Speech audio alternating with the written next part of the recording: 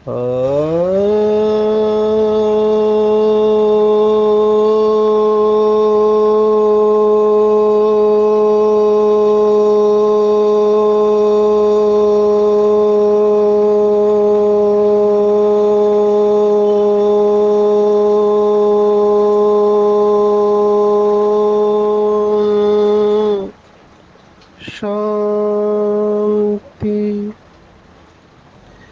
आज 28 जुलाई 2023 भारत में शुक्रवार है।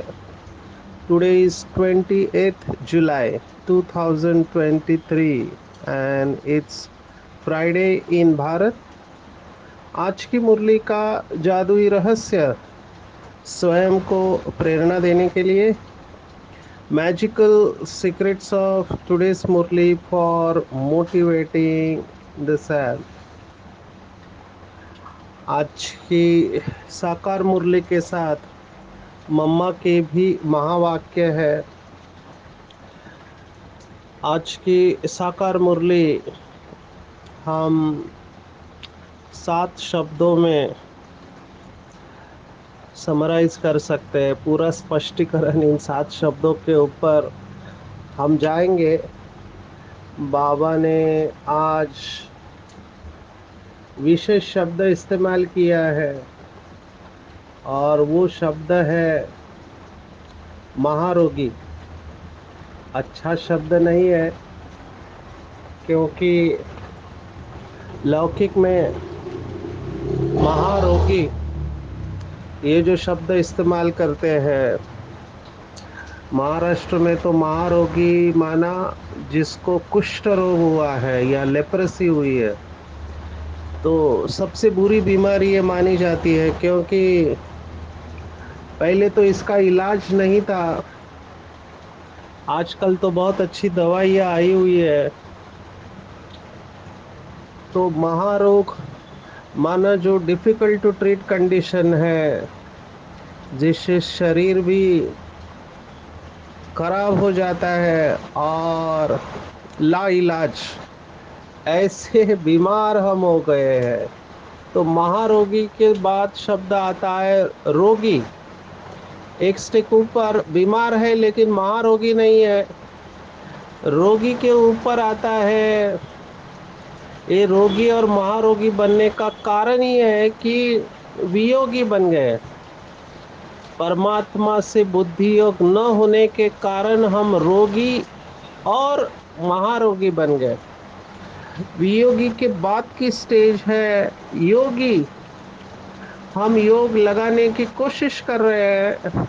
परिचय मिलने के बाद में योग लगाते हैं। जैसे आज बाबा ने प्रश्न पूछा है कि नए स्टूडेंट के ऊपर ज्ञान का रंग कब चढ़ेगा, क्योंकि आत्मा इस समय या तो रोगी है या महारोगी है। तो ज्ञान का रंग चढ़ने के लिए बाबा कह रहे हैं 7 रोज की भट्टी में बिठाओ। 7 रोज अगर योग की भट्टी करेंगे तो योग लगने लगेगा। और जो इस योग में पराकाष्ठा करते हैं, बहुत श्रेष्ठ पुरुषार्थ करते हैं, वो योगी से राजयोगी की स्टेज पर जाते हैं। बाबा ने बहुत बार मुरलियों में कहा हुआ है, प्रश्न पूछा है कि बच्चे आप कौन से योगी हो, राजयोगी हो या प्रजा योगी हो। क्योंकि सतयुग में जो प्रजा होगी उन्होंने भी संगम युग पर योग तो लगाया होगा, और जो राजा महाराजा बनते उन्होंने भी योग लगाया होगा। फर्क क्या है? तो प्रजा जो होगी वो योगी होगी, पर वो राजयोगी नहीं होगी। क्योंकि राजयोगी माना स्वराज्य अधिकारी। स्वराज्य अधिकारी माना बाबा ने हमको मुरलियों में बताया है कि स्व के ऊपर राज्य माना क्या, तो 2 पावर्स बाबा ने बताया, कंट्रोलिंग पावर और रूलिंग पावर। कंट्रोल करना क्योंकि जैसे ज्ञान में आते हैं, हमको कर्म, विकर्म और अकर्म की गुह्य गति पता चलती है। तो पुराने संस्कार, रावण के संस्कार या द्वापर कलयुग के संस्कार एक दिन में परिवर्तन नहीं होते हैं। तो शुरुआत में कश्मकश युद्ध चलती है, और जैसे जैसे योग लगने लगता है, तो योगी से राजयोगी की जो ट्रांजिशन है, उसमें हम पुराने संस्कारों के फोर्स को कंट्रोल करने की कोशिश करते हैं। सभी उसमें सफल नहीं होते। जो बाबा ने कहा, कभी जीतते हैं कभी हार जाते हैं। माया थप्पड़ मारती है। जब बाबा ये कह रहा है, इसका मतलब तब माया जीत रही है। बाबा ने बहुत बार मुरलियों में कहा हुआ है कि संगम युग पर बच्चों की बॉक्सिंग है, युद्ध के मैदान में है। भगवत गीता का पहला श्लोक है, कर्म क्षेत्र कुरुक्षेत्र। तो हम कर्म के क्षेत्र पर है, हम कर्म सन्यासी नहीं है। मुझे कई सारे लोग प्रश्न पूछते हैं, और अभी रिक्वेस्ट आई है कि मुरली रहस्य से अच्छा तो लग रहा है, लेकिन फिर भी कई प्रश्न रह जाते हैं। तो मैं सोच रहा हूँ कि बहुत सारे प्रश्न हैं लोगों के, तो उन प्रश्नों को हम या तो सेपरेटली ले एट द एंड ऑफ मुरली रहस्य, या फिर मुरली रहस्य में ही बाबा प्रश्नों के जवाब देने के कई सारे मौके देता है। तो कर्म सन्यासी नहीं है, हम कर्म योगी है। तो किसी ने प्रश्न पूछा कि बाबा तो कहता है कि घर गृहस्थ में रहते हुए हमको अपनी जिम्मेवारी निभाना है, भागना नहीं है। तो फिर ऐसा क्यों है कि कुछ बच्चे घर गृहस्थ को छोड़कर सेंटर पे रहते हैं या फिर मधुबन में चले जाते हैं? तो इसका जवाब है,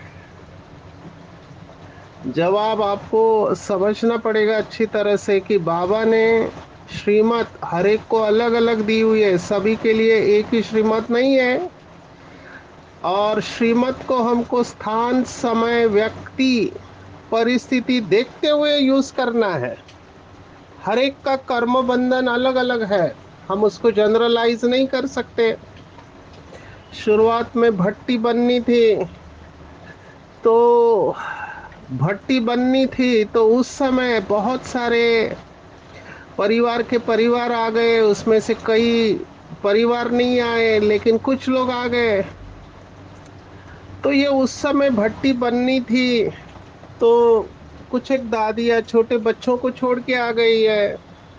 हमारे विश्व रतन दादा घर में बड़े थे, तो उनके ऊपर जिम्मेवारी थी, तो उन्होंने खुद सुनाया कि घर वालों को मैंने कहा कि आप ईश्वरीय ज्ञान को फॉलो करो, तो मैं पूरी आपकी जिम्मेवारी उठाता हूँ।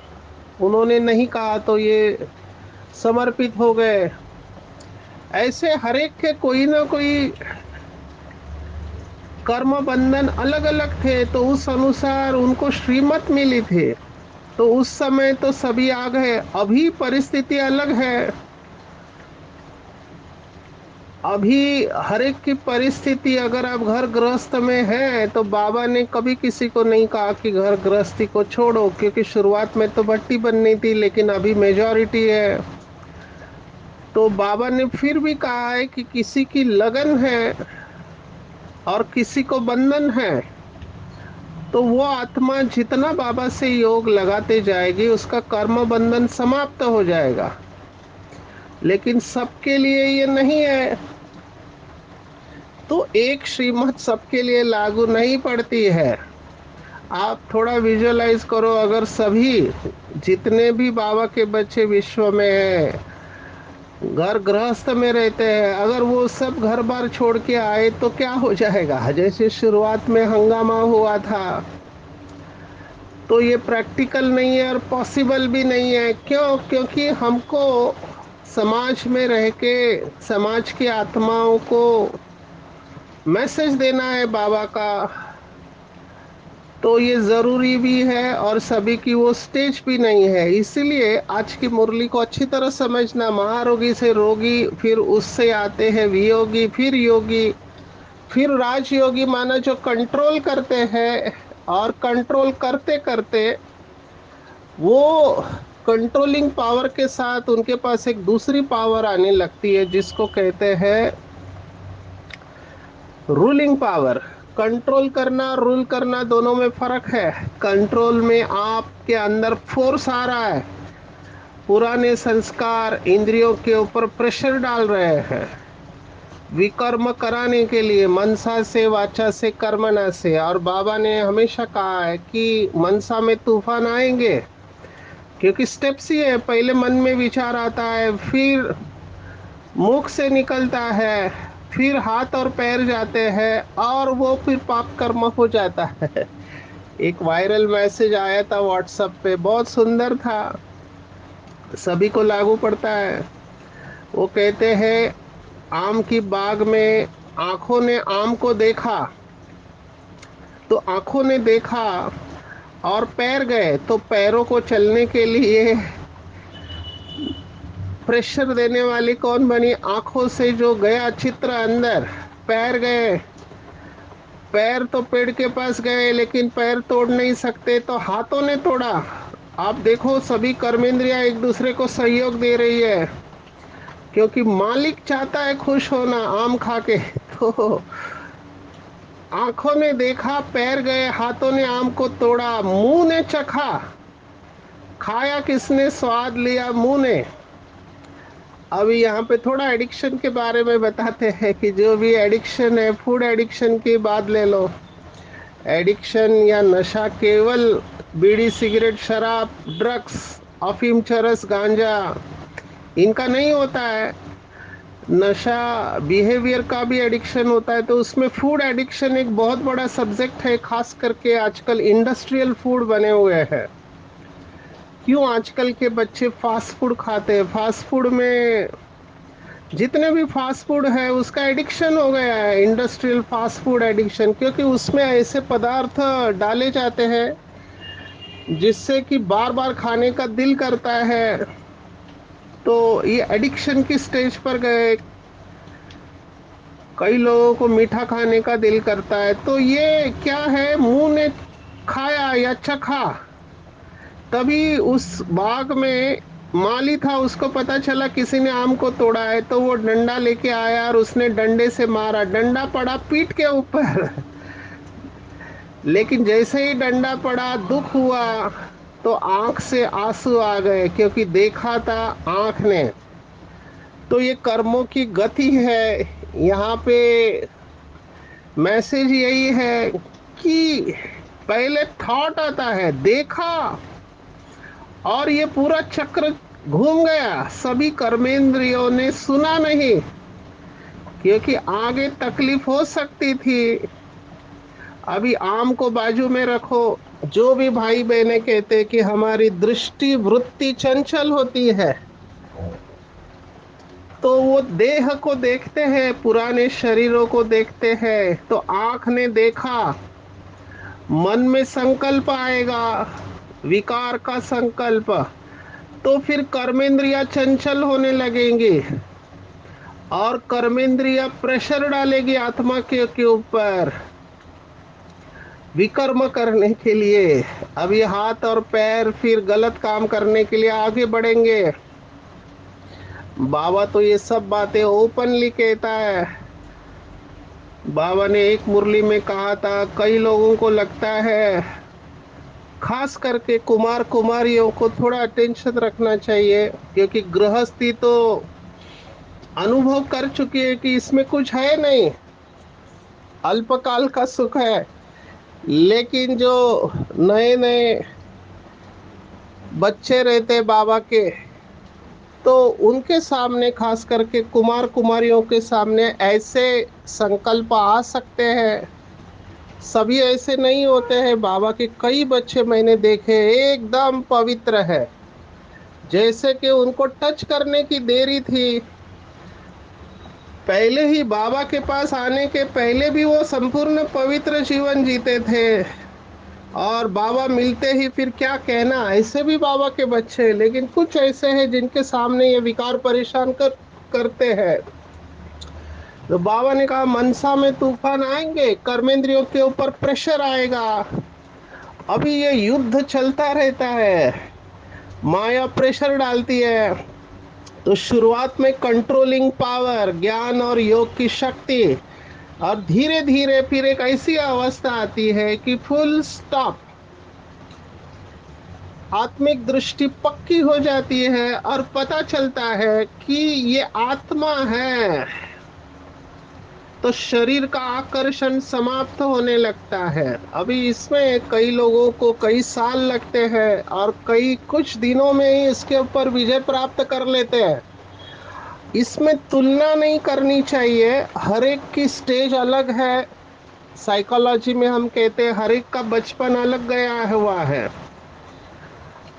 हर एक का बचपन अलग है। बचपन में बहुत सारी आदतें लग जाती है, कई लोग हॉस्टल में रहते हैं, घर से दूर रहते हैं। अभी उस जमाने में टीवी नहीं था तो ज्यादा स्टिमुलेशन नहीं था, उत्तेजना के पदार्थ ऐसे नहीं थे। बाबा ने मुरलियों में कहा हुआ है कि सिनेमा माना सीन की माँ है। तो मुझे अभी भी याद आ रहा है, हमारे बचपन में टीवी नहीं होते थे, ब्लैक एंड व्हाइट टीवी होता था, कलर टीवी तो बाद में आए। अभी हमारे पहले तो टीवी भी नहीं थे। तो आप सोचो उस समय इतने उत्तेजना के साधन नहीं थे। हमको मूवी देखने के लिए किसी घर पे जाना पड़ता था जिनके घर में टीवी था, फिर बाद में कलर टीवी आया। और उस समय मुझे याद आ रहा है कि हफ्ते में एक दिन मूवी होता था, तो लोग पागलों की तरह वो मूवी के लिए क्या करते, राह देखते थे कब वो मूवी आता है, फिर मूवी के गाने भी सुनने के लिए।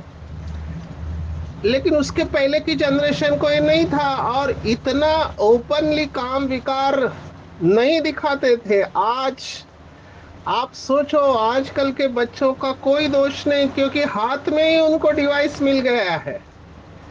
जितना चाहो काम विकार का स्टिमुलेशन आप ले सकते हैं। मेरे पास ये केसेस है, माँ बाप बहुत दुखी है, परेशान है।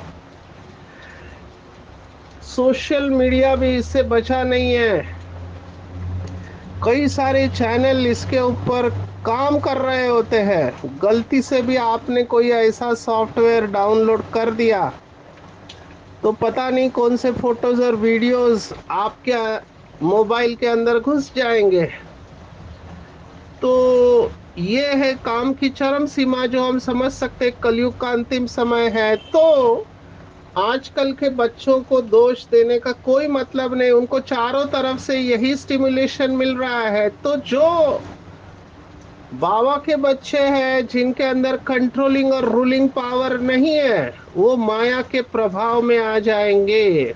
इसलिए योगी से राजयोगी बनने में बहुत टाइम लगता है, इसलिए सभी राजयोगी नहीं बन पाते हैं, राजा नहीं बन पाते। इसका कारण ही ये है कि ये जो माया का फोर्स है उसको कंट्रोल करके उसके ऊपर विजय प्राप्त करना, इसके लिए कड़ी साधना चाहिए।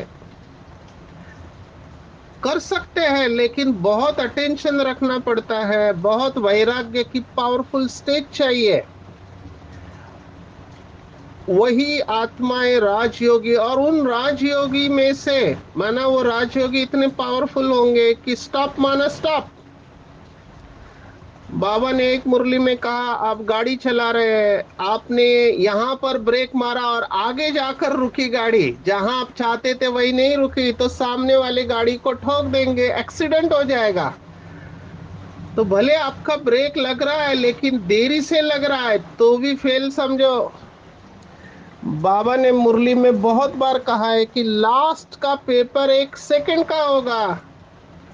बाबा ने ये भी कहा हुआ है मुरलियों में कि विनाश होने वाला होगा अगले क्षण, लेकिन बाबा एक क्षण पहले नहीं बताएगा कि आगे क्या होने वाला है। यस, जो बाबा के योगी बच्चे होंगे वो दिव्य बुद्धि से कैच करेंगे। तो ये सब बातें हमको ध्यान में रखते हुए अटेंशन रखना है कि कभी भी विनाश हो या न हो, लेकिन मेरा शरीर छूट सकता है। इसलिए राजयोगी सभी नहीं बनते हैं। कोई साहूकार योगी बनता है, कोई प्रजा योगी बनता है, कोई चांडाल योगी बनता है सब बाबा के बच्चे। बाबा राजयोग सिखाने को आया है, बाबा प्रजा योग या चांडाल योग या साहूकार योग सिखाने को नहीं आया है। और इन राजयोगी में से कुछ बाबा के बच्चे इतने एक्सेल हो जाते हैं, जो मैं हमेशा, जिनको हमने देखा गुलजार दादी या बड़ी दादी या जानकी दादी, हमने इनको देखा, हमारे सामने रोल मॉडल है ये।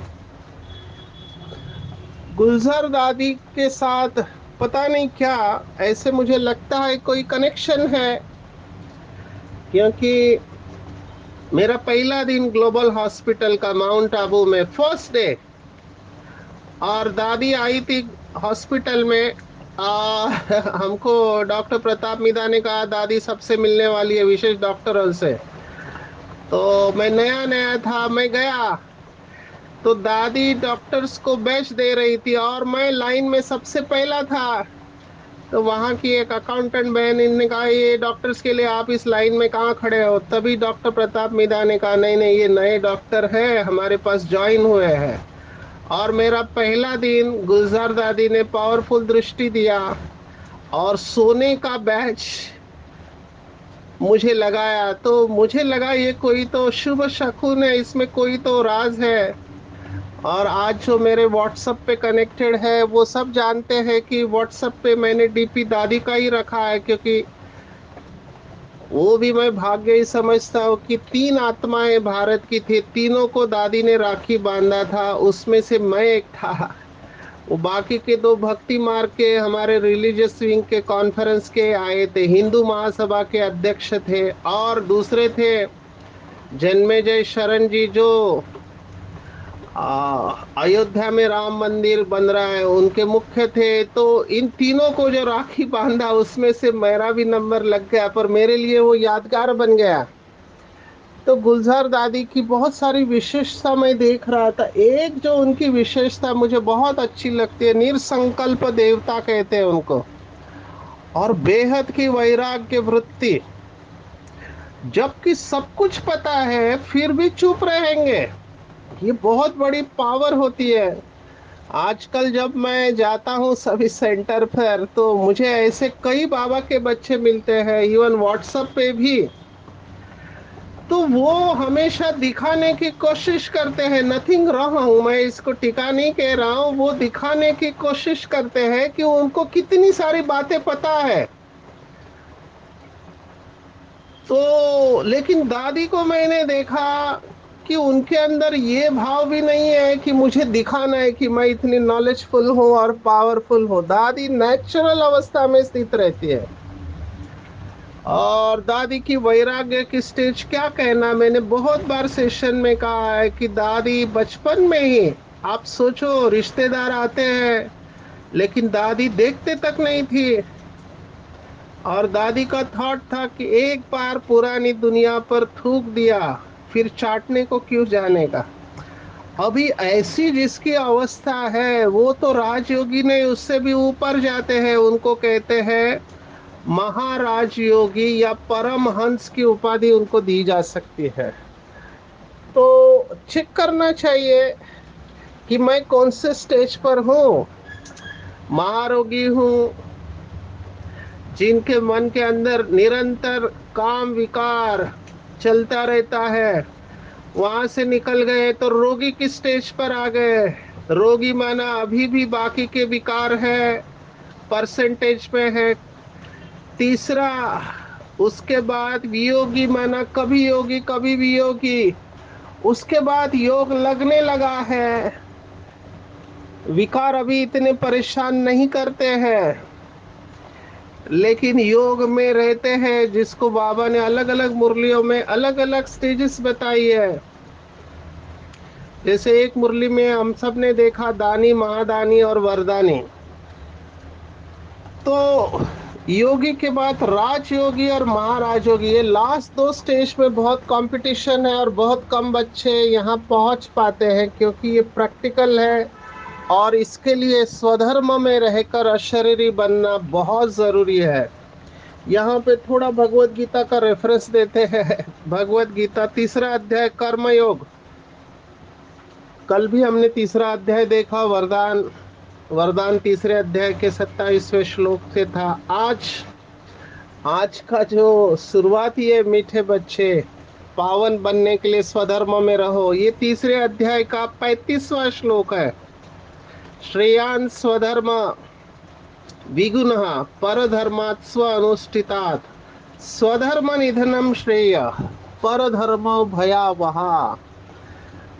स्वधर्म में मरना अच्छा है परधर्म को कॉपी करने के बजाय, ये भगवत गीता कहती है। अभी यहाँ धर्म माना हिंदू, मुस्लिम, क्रिश्चियन, सिख, ये धर्म नहीं है, आत्मा का धर्म। कल भी बाबा ने वार्निंग दिया था कि आत्मा का धर्म पवित्रता है। तो स्वधर्म में स्थित रहना माना अपने सोल कॉन्शियस स्टेज में स्थित रहना, और स्वधर्म में रहकर जब हम अशरीरी हो जाते हैं और बाबा की याद में स्थित हो जाते हैं, तभी हमारे विकर्म विनाश होते हैं। तो स्वधर्म शब्द बहुत इंपॉर्टेंट है।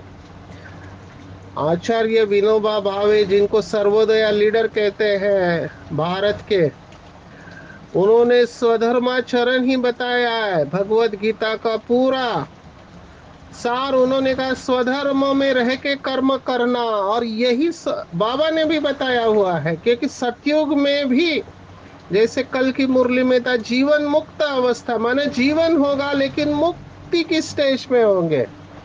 तो स्वधर्म में रहकर कर्म करना है। इसी को आज के वरदान में भी बाबा ने बहुत सुंदर शब्द इस्तेमाल किया। मेरा फेवरेट भक्ति मार्ग का शब्द है निर्लेप। वो कुछ अलग अर्थ से कहते हैं, सन्यासी कहते हैं कि आत्मा निर्लेप है, माना उसके ऊपर पाप का लेप शेप नहीं चढ़ता। लेकिन बाबा ने कहा ये गलत है।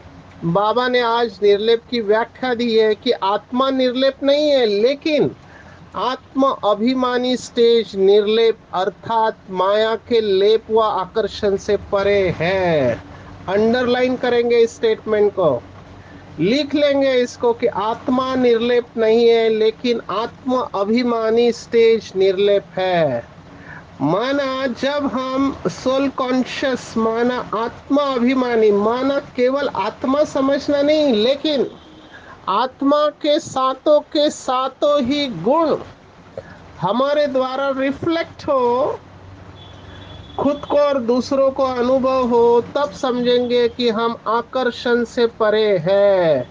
ऐसे बाबा के बच्चे सदा साक्षी अवस्था में रहते हैं, न्यारे प्यारे रहते हैं और सहज योगी रहते हैं। इसको कहा गया है साथ में रहते हुए निर्लेप रहना। और ऐसे आत्माओं के दिल से निरंतर शुभ भावना और शुभ कामना के प्रकंपन निकलते रहते हैं, और ये आत्माएं महान आत्माएं गाई जाती है। तो इसका अभ्यास करेंगे दिन भर में। बाबा ने एक मुरली में कहा था, मुझे याद आ रहा है इसलिए सुना रहा हूं, कि अष्टरतन माना जिनके द्वारा आठों की आठों ही शक्तियां दूसरों को अनुभव होगी कि ये आत्मा भी परख रही है, निर्णय कर रही है, सहयोग कर रही है, सामना कर रही है, समा रही है, समेट नहीं है, संकीर्ण कर रही है, ये सब अनुभव होगा सामने वालों को। ऐसे ही आत्म अभिमानी स्टेज माना सातों ही रंग आत्मा के दूसरों को अनुभव होंगे। तो आज की पूरी मुरली, जैसे मम्मा ने भी कहा कि ये ईश्वरीय ज्ञान से ही सफलता मिलनी है, दुनिया में मिथ्या ज्ञान है। क्योंकि वो जो ज्ञान दिया गया है उससे मुक्ति, जीवन मुक्ति नहीं मिलती है। केवल ये जो ज्ञान है एक ईश्वर परमात्मा द्वारा प्राप्त ज्ञान है। ये अविनाशी शिव बाबा द्वारा किया, इसी के द्वारा ही विकारी संग दोष से हम दूर हो जाते हैं और सदा अमर बन जाते हैं। तो आज की पूरे दिन में हम अटेंशन रखेंगे कि मैं कौन से स्टेज पर पहुंचा हूँ। महारोगी, रोगी, वियोगी, योगी, राजयोगी, महाराजयोगी, परमहंस। और इसका सॉल्यूशन है निरंतर स्वधर्म में रहना, आत्मा के सातों ही गुणों का अनुभव करना और अशरीरी बन एक बाप को याद करेंगे, भट्टी में रहेंगे, तो अपने आप हम महारोगी से महाराजयोगी की स्टेज तक पहुंच जाएंगे। अच्छा, ओम शांति।